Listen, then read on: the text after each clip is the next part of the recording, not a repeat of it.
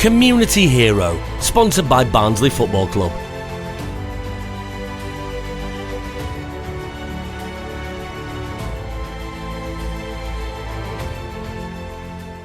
James Ball.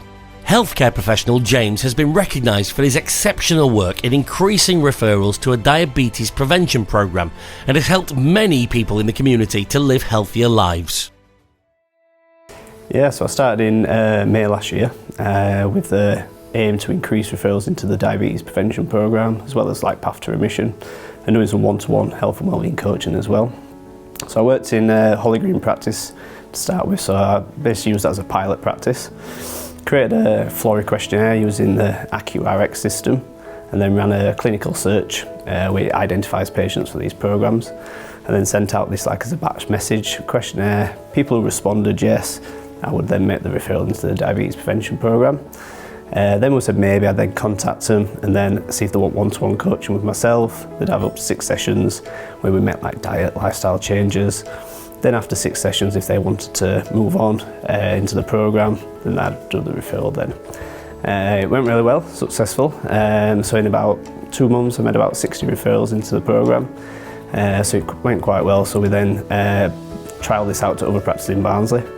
So the other 31 practices, set up this Florey, worked with other health and wellbeing coaches, care coordinators, send out these texts, just get the numbers up, and in a year, like I said, numbers skyrocketed, so it went really well. It's rewarding to see that people who, prevention's better than the cure, isn't it? So if we can stop as many people getting type 2 diabetes, it's from referring to this programme, me seeing them, other health and wellbeing coaches seeing them and making these diet lifestyle changes, then we've done a job, that's what it is, so yeah. Paul Heritage. Goalkeeping coach Paul has raised thousands of pounds for various causes, including Barnsley Hospice and Weston Park Cancer Charity, and inspired his students to give back to the community, making a significant impact on the lives of many people.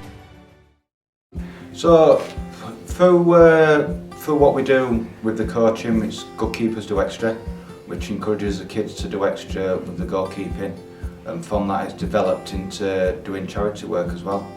So we originally started fundraising for Barnsley Hospice, and that was during COVID. So I was trying to find ways to try and inspire and encourage the kids to get out and do exercise when we couldn't get out and do the goalkeeping. So we got the idea of doing a bike ride. So I did a bike ride myself, and the students got on board with that. And from there, then we've tried to do yearly fundraising. So we've raised, I think, over £4,000 for Barnsley Hospice. We then raised money to buy some defibrillators. One of my friends sadly died at 15, and through football, a lot of high-profile players, Christian Eriksen, collapsed on the football pitch and it was a defibrillator that saved him. He's still now luckily playing. So I looked at getting a defibrillator for my sessions, and through that we raised enough money to buy 6. So from having 6 defibrillators, we then looked at donating them to the community. Also through the work with the defibrillators, we raised a lot of awareness, and a lot of people reached out to me to get defibrillators themselves. The Penistone Legion got a defibrillator, and that's luckily saved 2 lives through the work that we've done raising awareness. Then from there, working with the children and speaking to the children, it was clear that a lot of them were experiencing parents, grandparents, and even themselves experiencing, unfortunately, cancer. So then we started raising money for Weston Park. We've done 2 fundraisers so far for Weston Park and raised over £6,000. I think if you work with children, you invest 24/7, and they are the future. And I think with the main aim with what we do is goalkeeping, but it's a lot bigger than that once you start talking to the kids.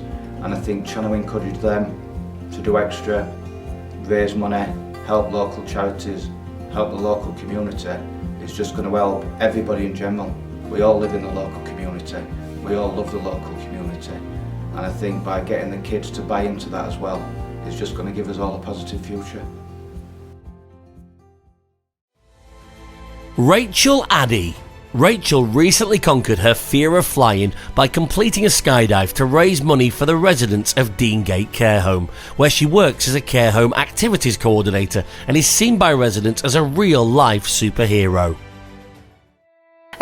My name is Rachel Addy. I work at Deangate Care Home in Mapplewell. I'm our activity coordinator. I've been there for just over 5 years and I adore my job. I wouldn't say it's actually a job in itself. It's an absolute pleasure to go into those residents every single day and make sure that I'm bringing a little bit of magic into their lives. I absolutely adore every aspect of it. Not only do I do my own job, I like to do a bit of fundraising. I actually signed up for something really silly earlier this year. It wasn't my idea, it was a resident's idea. He turned around to me and said, I bet you wouldn't jump out of a plane. And lo and behold, I signed up and I jumped out of that plane. So for me, it made their day, and because it made their day, it made my day. And not only that, we raised a substantial amount for the residents in the care home. Because I do believe that a lot of the money that is raised should go back to the residents, because at the end of the day, why not make their life a bit more magical towards the end? Not only do I do obviously fundraising in the home, I like to try and take it to the community.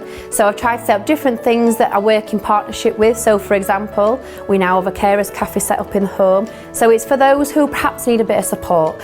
So obviously we deal with the residents. I love to keep them entertained. I love to make sure their minds are working and they're doing everything they need to. However, I think people forget that the people who used to be their carers need that bit of support. So that's what that's there for. We work in conjunction with Barnsley Care Services and it's been absolutely fabulous. The response has been wonderful. I'm also setting up another bereavement cafe. I know it's a little bit of a delicate subject and that's why we want to tackle it in a slightly different way. It's not a case of, oh no, it's doom and gloom. In my opinion, it should be a life cafe. You're celebrating everything about that person. And it's not just final hours, final minutes. It's the whole journey, and that's what I want to bring people together for, to experience that together and to support each other. And then my biggest thing, Love to Move. So I love to Move. It's dementia-based chair aerobics. We do it in the home, but I wanted to get the message out to everybody that everybody should have a go.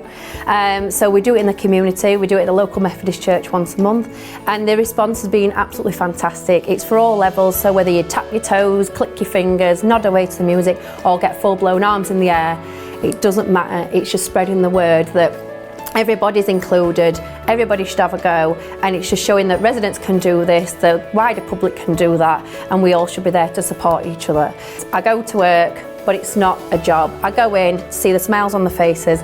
If I've made one person laugh or smile or cry in a positive way, that's my happy place, and I want everyone to realise that residents aren't just a number, they're not just a person. They've probably lived a fulfilled life and they should live that to the very, very end. And if I can do that for 1 minute and make everybody happy, that's all that matters to me.